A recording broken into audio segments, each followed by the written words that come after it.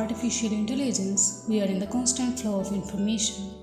Some of the information are generated by human and some are generated artificially by machine. Some are real and some are rumor. How can you differentiate between real and fake information? You need a filter to make a distinction. In upcoming time, artificial intelligence is supposed to function profoundly in the most aspects of living. In the most extreme case, people will have abundant time to sit back and let robots work. Have you ever thought what you will do in those days? Either you will stay calm, meditate, and will attain a monk life status, or you will think to improve your life more by making something new. The skill of critical thinking is the key to differentiate between real and artificial and to make new things. It will help you to grow and sustain in any situation. To think critically, you need to find out what a thing is, what works and what doesn't. For that, at first, you should sharpen your perception. Yes, in this video, I shall introduce to you perception, the way to perceive, which is the first and the most important skill you can build to shape your life as you want. It will immensely help researchers, students, job holders, and each individual. In this video, I shall cover what is perception, types of perception, elements of perception, what is knowledge, aspects of knowledge, and how does perception build knowledge. As the subject matter of the video is a bit deep, sit back, listen to it, relax, and enjoy. Whenever we hear the word perception, a thought appears about how light reflected on an object reaches our eyes, particularly retina, and the signal reaches to the brain to perceive the object. It is a scientific process that we learned, and this route was used to compare perception through our eyes and a camera. We shall not take this route, though it works behind. Rather, we are in the discussion of philosophical way to interpret what we perceive and how we perceive it. Let's come to the point and discuss about perception. What is perception? Perception is the interpretation of sensory information. Perception is mainly of two types. One is mental or thought perception and another is physical or sensory perceptions. There are 5 sensory perceptions. These are visual perception, auditory perception, tactile perception, olfactory perception, and gustatory perception. When you see something, we talk about the visual perception, and when we hear, we talk about auditory perception.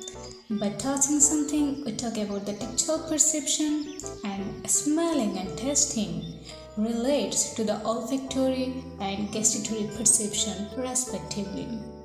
How do we interpret about what we see, touch, smell, etc.? Perception deciphers how do we know what we perceive.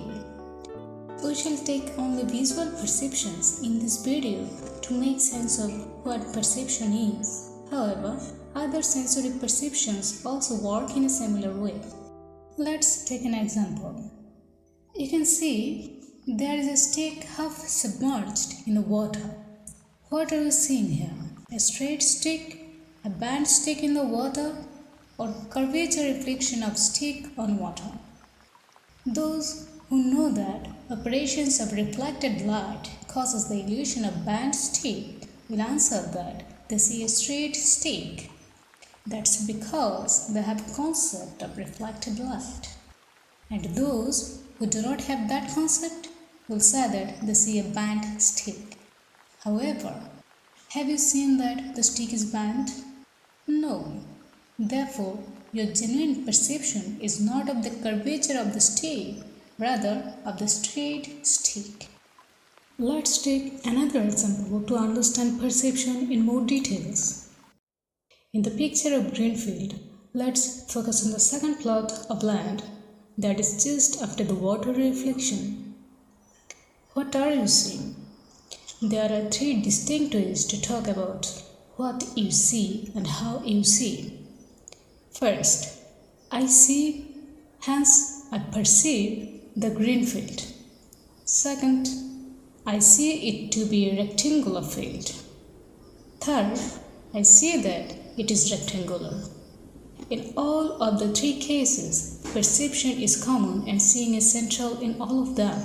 The first case is simple perception, that is, simply perceiving of some object.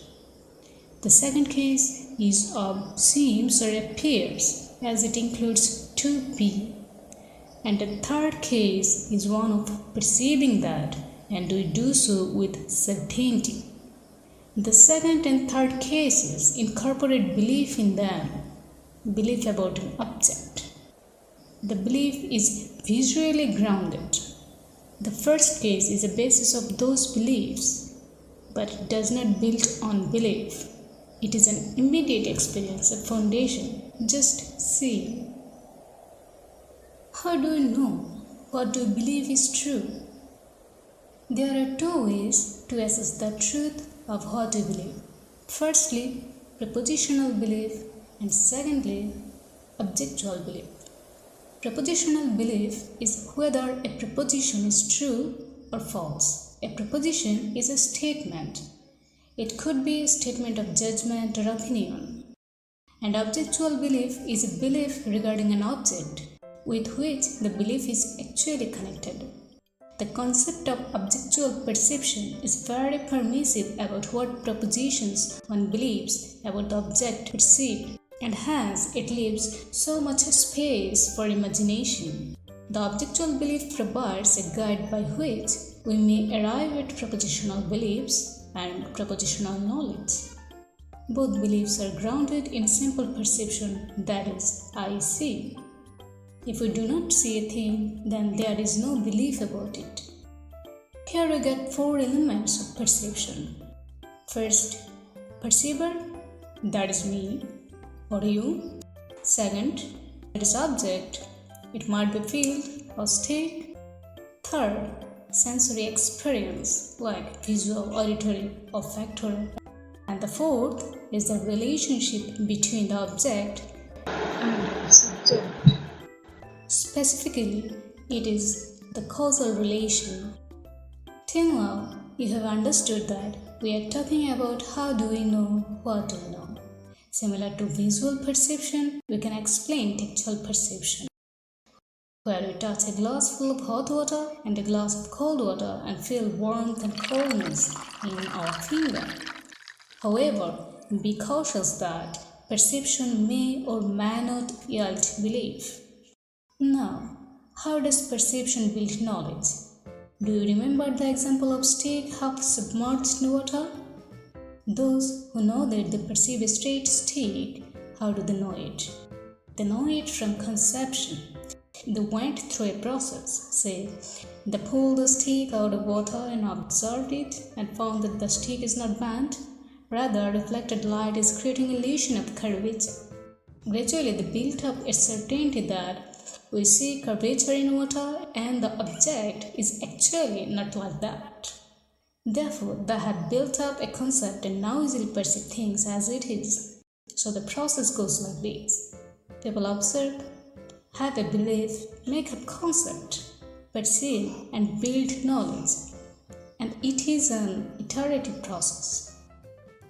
Before ending this video, let's have a touch on what knowledge is. What is knowledge? There are several definitions of it, but we shall take only one for the time being. Knowledge is a justified true belief. Without all of these three aspects, an idea or a proposition cannot be knowledge. Without getting into the details of each element, I shall utter briefly what are these three elements. Firstly, justification is rationale for particular belief. Remember that mere justification of a belief does not guarantee its truth. Secondly, truth is truth in the world. For simplicity, truth is what works, fits with reality itself. A proposition or idea is true if it is consistent with everything else that a person believes. And thirdly, belief is an attitude about something that can be true or not true. So, to call an idea to be knowledge, it is necessary to have belief, rationale behind the belief, and truth element. Without belief, there is no knowledge. Now, a question may arise: don't we see wrongly? Don't we hallucinate? Then, how can we give much importance on seeing, and how can it be a source of knowledge? That's right. There are a lot more to discuss on perceptual illusion and various theories of perception. This will be the point of discussion in the next episode of Perception. Till then, practice what you have learned today.